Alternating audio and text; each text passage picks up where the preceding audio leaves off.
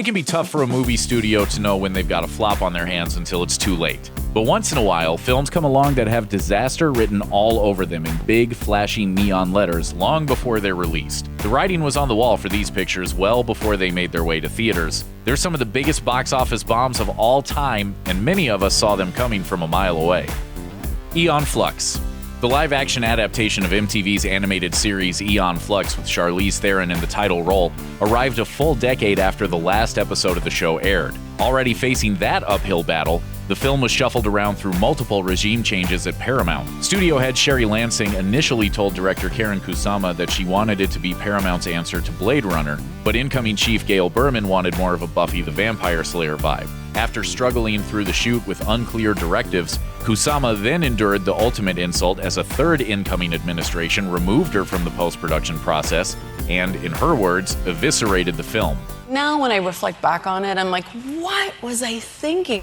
About 25 minutes was sliced from Kusama's cut, resulting in a barely coherent movie. Kusama would later say, "What they didn't realize is that sometimes a cohesive 100 minutes will feel much shorter than an incoherent and barely comprehensible 82. It predictably garnered appalling reviews and barely registered at the box office. Cowboys and Aliens.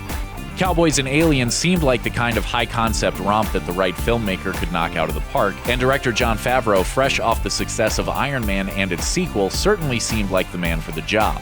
With Steven Spielberg as a producer and an all-star cast including Daniel Craig and Harrison Ford, big things were in store for the picture, but they missed a couple of red flags. The script was labored over by more than a dozen writers for 14 years, which is never a good sign.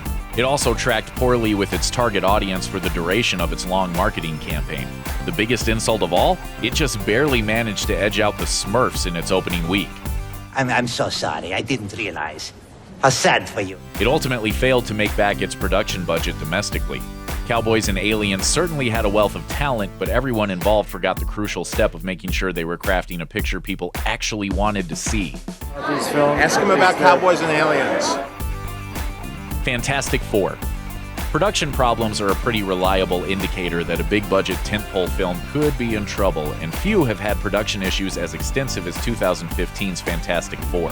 From questionable casting to clashes between director Josh Trank and writer-producer Simon Kinberg, rumors flew fast and furious about the snafus plaguing Fantastic Four for months before the film's release. Trank and Kinberg publicly shot down these rumors, but then the film hit theaters, and it became astoundingly clear that every single rumor had been true, and then some. Audiences stayed away, and those who gave it a chance mostly wished they hadn't. In the wake of the hostile reviews, Trank defended his work via Twitter by implying that the studio had savaged the film in editing. As for Kinberg, he ignored the film's troubled production history by placing the blame for its failure on its tone, proving that some people fail to learn lessons even when they're taught the hard way. John Carter. Disney's John Carter had a lot of things going for it. It was the start of an adaptation of a series of classic, influential sci-fi novels by Edgar Rice Burroughs, and director Andrew Stanton had previous hits with Pixar, including Wall-E and Finding Nemo. And it had the massive production budget one would expect for a tentpole film. Any or all of these things would have been brilliant to play up in the film's marketing. So of course, the first trailer capitalized by mentioning exactly none of them. The teaser appeared in July 2011, and it wasn't until the 2012 Super Bowl that a second trailer was released. Unfortunately, it wasn't much better. Speaking with Vulture, an anonymous former studio executive called John Carter's marketing campaign the worst in history, saying, "It's almost as if they went out of their way to not make us care." Amazingly, the problem was compounded by Stanton's complete loyalty to the source material, assuming that the public at large would adore John Carter as much as he did. You are ugly, but you are beautiful. And you fight like a Thor.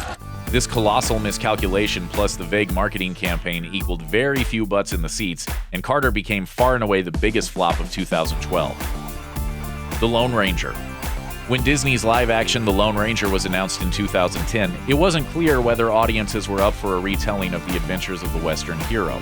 Plus, a few feathers were ruffled over the choices of Armie Hammer in the title role and the decidedly non-native Johnny Depp as his Native American sidekick Tonto. The production was briefly shut down over budget concerns in 2011, but managed to get back on track.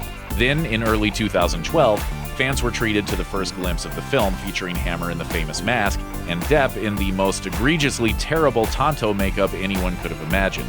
The images quickly drew jeers, giving observers plenty of negative things to talk about before the film was finally released in July 2013. It failed to generate any significant positive social media buzz, and analysts correctly predicted that the film would be trounced by Despicable Me 2, which opened the same weekend and went on to gross nearly $1 billion.